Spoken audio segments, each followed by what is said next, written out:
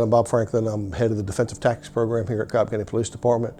I had an extensive martial arts background before I came to Cobb County, and we kind of utilize a lot of those skill sets for officers in order to they can do in-custody process on arrest processes with a lot less injuries.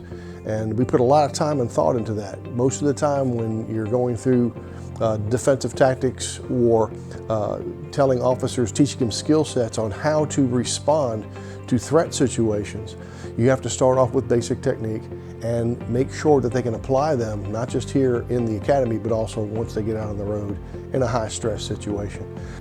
The state of Georgia requires a 11-week, 408-hour post-mandate course for all new police officers in the state of Georgia that they complete.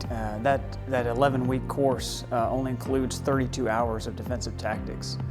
Because we are a departmental police academy, we can go well above and beyond the state minimums, and our basic mandate police academy is 27 weeks long with over 1,100 hours of training for new officers, and included in that is well over 100 hours of defensive tactics that is not encompassed in just 1 week, but is spread throughout the academy, oftentimes mixed into scenarios and de-escalation days, where the recruits will go back and hone the skills they've learned earlier in the course by being put into scenarios that test their responses, interacting with role players to see so they can apply the tactics they've learned during the formal defensive tactics training in practical scenarios.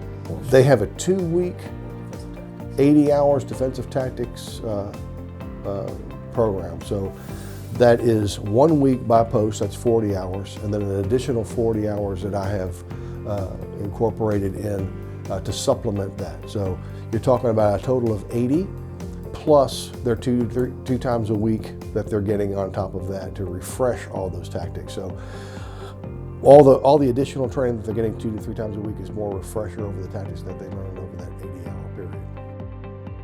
Well, we have a depth of experience here at the Cobb County Police Department. We're fortunate to have that. So I have over 45 years of experience, which also incorporates jiu-jitsu training.